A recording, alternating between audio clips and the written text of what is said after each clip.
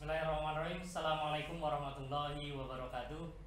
Pemirsa Niaga TV dimanapun Anda berada, kembali lagi bersama Niaga Talk bersama saya Edo Pranabuana. Pemirsa Niaga TV, hari ini kita akan sedikit berbincang terkait properti. Nah, menurut prediksi atau menurut penelitian, milenial pada tahun-tahun yang akan datang itu terancam tidak memiliki properti. Nah, seperti apa sih caranya agar para milenial ini bisa memiliki properti dengan mudah dengan harga yang ekonomis? Nah, kali ini kita sudah kehadiran tamu yaitu Mas Lido Deriu, seorang pengusaha properti yang sudah membantu ribuan orang untuk bisa memiliki properti dengan mudah. Gitu. Apa kabar Mas Lido? Alhamdulillah luar biasa. Alhamdulillah. Di kondisi pandemi seperti ini, bagaimana pengembangan dari properti yang sudah Mas Lido jalani saat ini?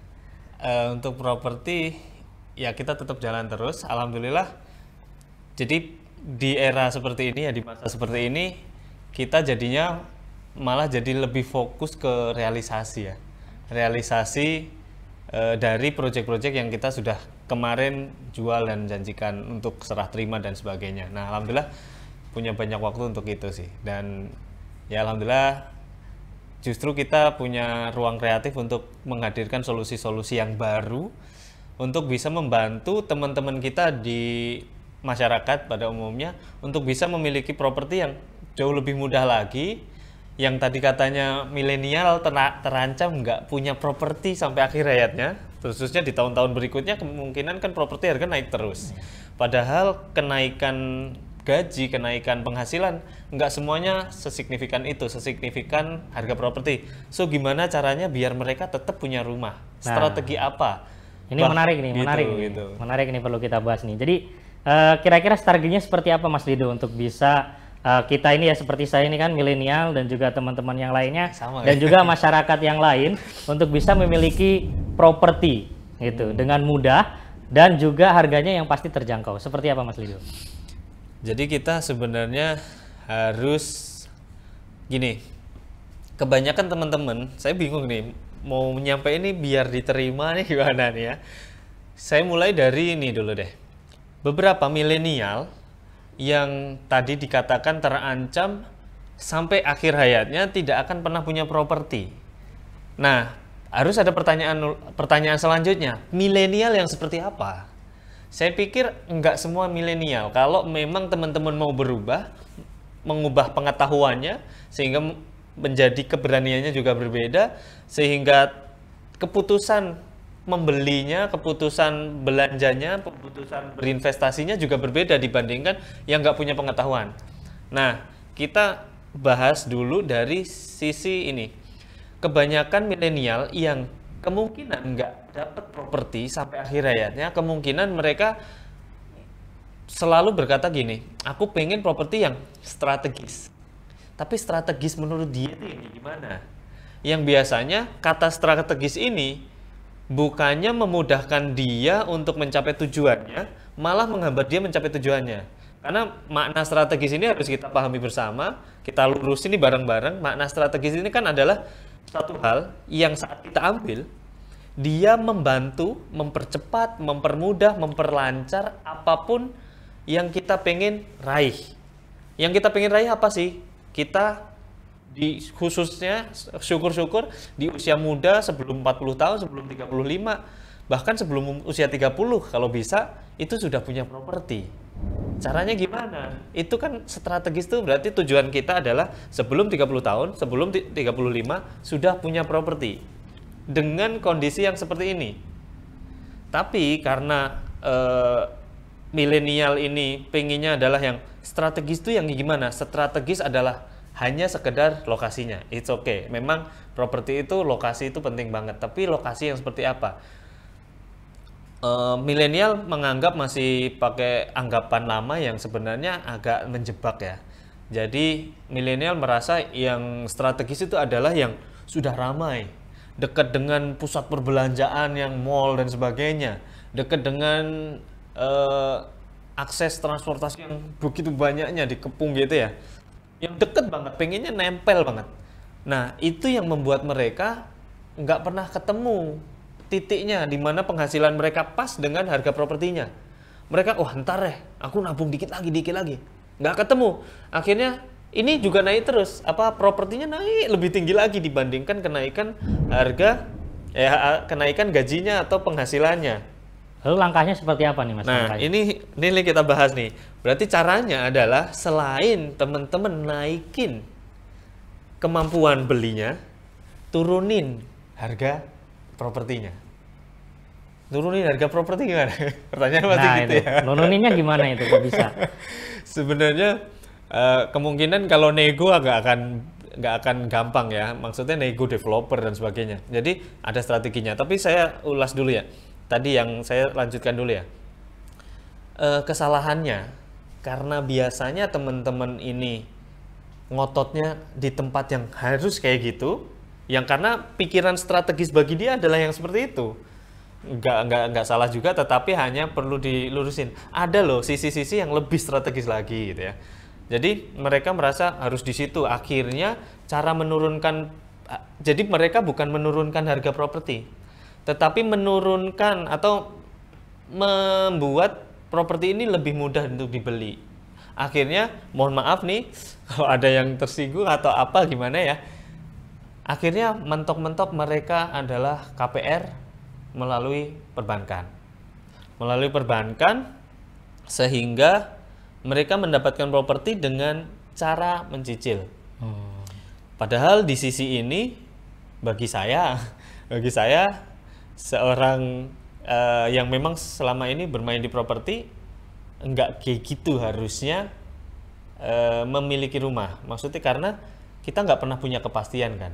Kita nggak pernah punya kepastian bahwa properti yang kita beli itu nanti harganya jadi berapa. Oke. Memang ada langkah Mas, langkah lain gitu, selain mengambil dari bank untuk beli properti. Selain dari bank, berarti ya langsung. Kalaupun mau cicil, teman-teman, jadi tadi saya luruskan juga kalau teman-teman, berarti nggak boleh nyicil dong. Kalau mau cash jauh lebih keren lagi. Kalau mau cash.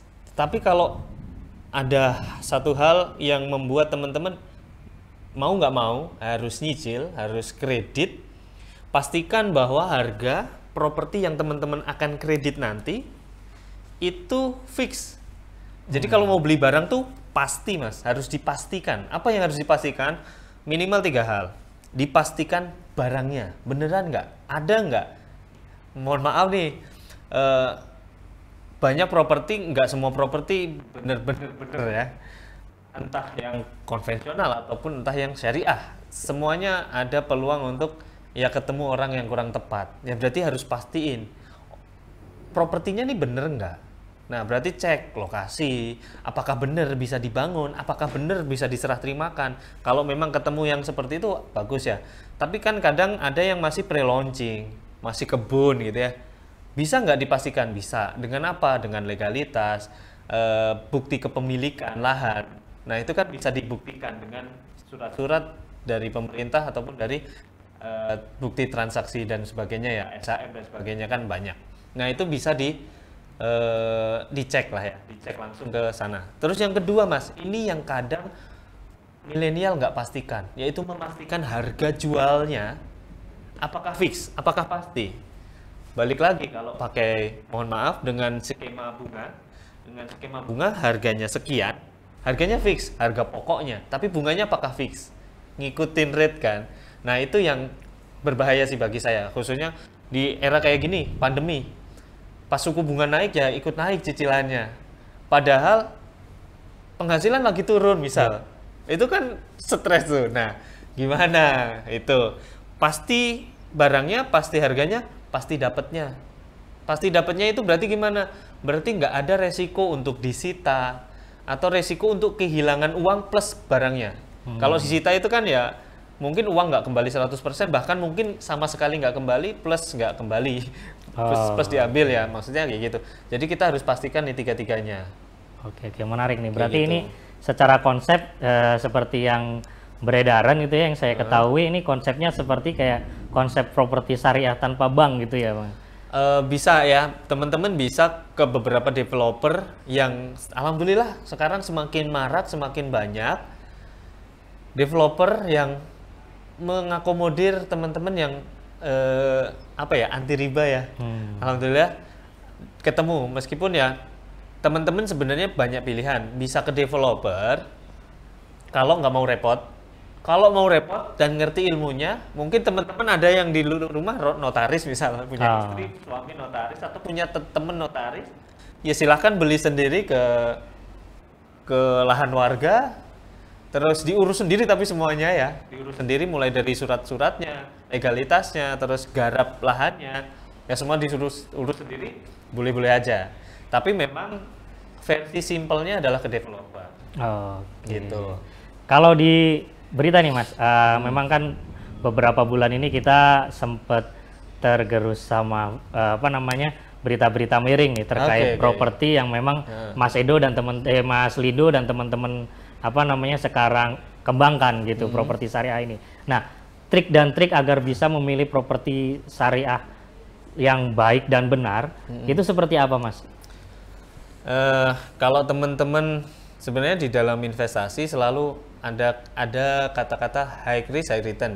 Misal beli properti yang masih pre-launching, biasanya masih kebun sawah gitu ya, yang masih dibuka, tetapi yakin nggak sama ini? Berarti yakinkan. Caranya gimana?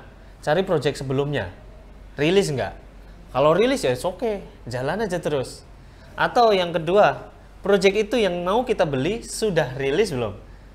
Kan kadang kalau belum rilis berarti nyari project sebelumnya. Kalau nggak ada project sebelumnya ya paling nggak itu rilis belum. Kalau belum juga, maksudnya belum rilis, belum ada yang pernah rilis, itu adalah project satu-satunya, kredibilitas ke developernya sih. Nanti dicek surat-suratnya.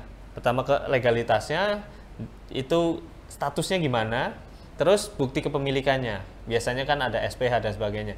Ditanyain aja ke developernya, mana surat-suratnya, dan kalau mereka bisa menunjukkan itu semua, maka insya Allah aman, gitu sih. Oke, berarti Gitu. pastikan legalitasnya. Betul. Dan pastikan project-project sebelumnya dan lain sebagainya, itu Betul. salah satu triknya. Ya, Gitu. itu sebenarnya versi singkatnya. Kalau teman-teman pengen detail, pastinya silakan hubungi marketing kesayangan teman-teman ya, karena kalau dibahas ini bisa.